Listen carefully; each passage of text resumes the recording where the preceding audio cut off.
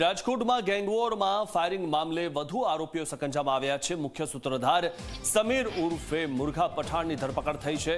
મુરઘા ગેંગના ભાણો સિકંદર ચાનિયાવીની પણ ધરપકડ થઈ છે અને પોલીસે આરોપીઓની ધરપકડ કરીને રિકન્સ્ટ્રક્શન કરાવ્યું। છેલ્લા 13 દિવસથી ફરાર હતા ફાયરિંગના આ આરોપીઓ અને હવે તેમની ધરપકડ કરવામાં આવી છે।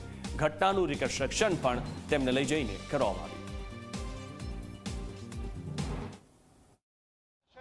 રાજકોટ શહેરમાં પ્રગતિ હોસ્પિટલ નજીક થયેલ ફાયરિંગની ઘટનામાં ઝડપાયેલ વધુ આરોપીઓને પોલીસ રિકન્સ્ટ્રક્શન અર્થે ઘટના સ્થળે છે તે લાવી છે। જે રીતના મુરઘા ગેંગ અને પેંડા ગેંગ વચ્ચે બંને ગેંગ વચ્ચે જે રીતના અંધાધૂંધ ફાયરિંગ છે તે થયા હતા અને જેમાં અત્યાર સુધીમાં પોલીસે છે તે 20 જેટલા આરોપીઓની ધરપકડ કરી છે। જેમાં મુરઘા ગેંગના મુખ્ય સૂત્રધાર સમીર મુરઘો અને જે રીતના સોહિલની પોલીસે છે તે ધરપકડ કરી છે અને ઘટના સ્થળે છે તે પોલીસ તેને લઈ આવી છે। દોરડે બાંધીને પોલીસ તેને જે રીતના ઘટના સ્થળે લાવી છે અને પોલીસ દ્વારા રિકન્સ્ટ્રક્શન છે તે કરવામાં આવી રહ્યું છે। પોલીસ છે તે આરોપીઓને જે રીતના રિકન્સ્ટ્રક્શન છે તે કરાવી રહી છે અને પોલીસ હાલ અત્યારે ઘટના સ્થળે આરોપીઓને લઈ આવી છે। છેલ્લા જ્યારથી આ ઘટના બની 13 દિવસથી આ આરોપીઓ છે તે જે રીતના પોલીસને ચકમો આપીને છે તે ફરી રહ્યા હતા, પરંતુ હવે પોલીસના હાથે આવતાની સાથે જ પોલીસે છે તે આ આરોપીઓને જે રીતના કાયદાનું ભાન છે તે પોલીસ કરાવી રહી છે અને પોલીસ આરોપીઓને ઘટના સ્થળે છે તે લાવી છે।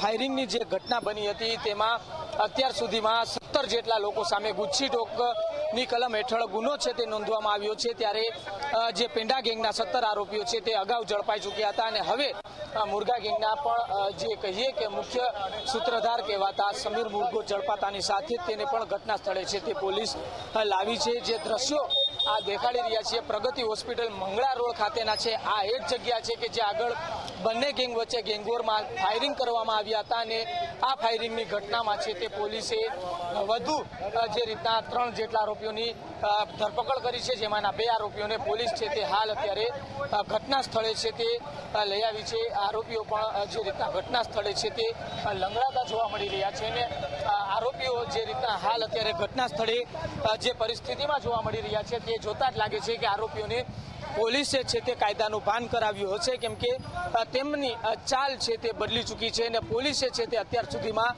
કહીએ કે 20 જેટલા આરોપીઓની છે તે આ ગુનાની અંદર ધરપકડ કરી છે, જેમાં ગુસ્સીટોક હેઠળ કલમો નોંધીને પણ પોલીસે છે તે કાર્યવાહી હાથ ધરી છે। કેમેરા પર્સન ઉદય પવાર સાથે સાહિલ સપ્પા, જી મીડિયા, રાજકોટ।